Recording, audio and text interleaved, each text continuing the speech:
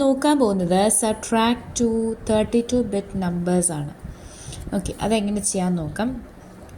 So ആദ്യം ഞാനൊരു DL register എടുത്തു, അതിനകത്ത് 0 എന്ന് ഇട്ടു. അപ്പം എടുക്കാം DL എന്ന് പറയുന്നതിനകത്ത് എൻ്റെത് 0 ആണ്. ഓക്കെ, AXൻ്റെ അകത്ത് നമ്മൾ എന്തിട്ടു?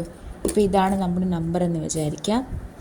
4100 4101 4102 4103 4104 4105 4106 4107.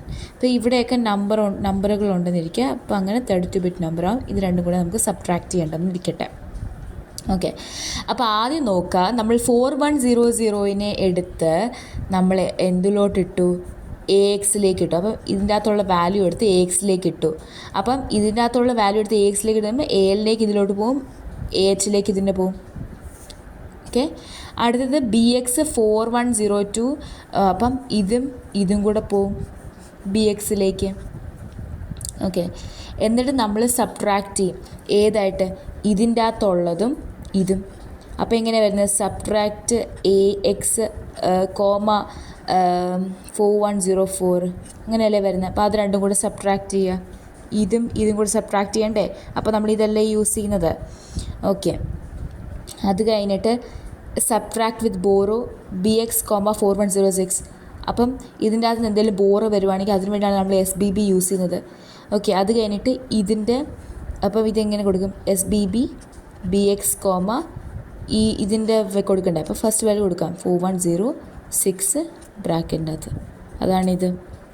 ഓക്കെ, അപ്പോൾ അത്രയും കാര്യങ്ങൾ നമ്മൾ മനസ്സിലാക്കിയല്ലോ. ഇനി അടുത്ത് നോക്കുക, JNC L1. അതായത് ഇതൊക്കെ സബ്ട്രാക്ട് ചെയ്ത് കഴിഞ്ഞിട്ട് നമുക്ക് ക്യാരി ഒന്നും കിട്ടിയില്ല എങ്കിൽ നമുക്ക് എന്താണ്? വലിയ നമ്പറേ മൈനസ് ചെറിയ നമ്പറാണ്. അപ്പോൾ അവിടെ നമുക്ക് ഡയറക്റ്റായിട്ട് റിസൾട്ട് കിട്ടും.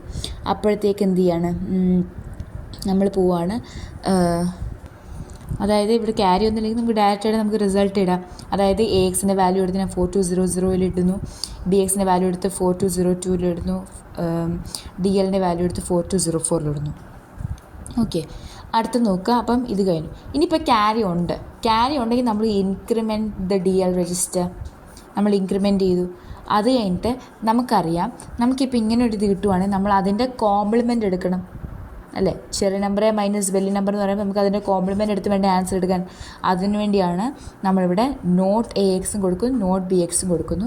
എന്നിട്ട് ആഡ്, നമ്മൾ കോംപ്ലിമെൻ്റ് എടുത്തതിന് ശേഷം അത് 2's കോംപ്ലിമെൻ്റ് ആക്കാനായിട്ട് നമ്മൾ ആഡ് 01, റൈറ്റ്? അപ്പം 01 നമ്മൾ ആഡ് ചെയ്യുന്നു. ഓക്കെ, നമ്മൾ 01 ആഡ് ചെയ്യുന്നു. എന്നിട്ട് പിന്നെയും നമുക്ക് നോ ക്യാരി വരുവാണെങ്കിൽ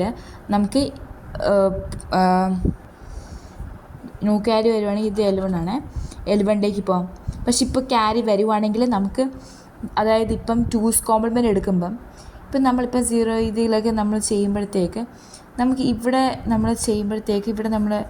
1 വെച്ചാടുമ്പോൾ ഇവിടെ ഇപ്പോൾ ആ ക്യാരി വരുവാണ് എന്നുണ്ടെങ്കിൽ നമ്മളിത് യൂസ് ചെയ്യും. ഓക്കെ, എന്നിട്ട് BXലും കൂടെ നമ്മൾ 0 ആഡ് ചെയ്യണം. എന്നിട്ട് നമുക്ക് പിന്നെ സ്റ്റോർ ചെയ്യണം. ഇത്രയേ ഉള്ളൂ. സിമ്പിൾ അല്ലേ?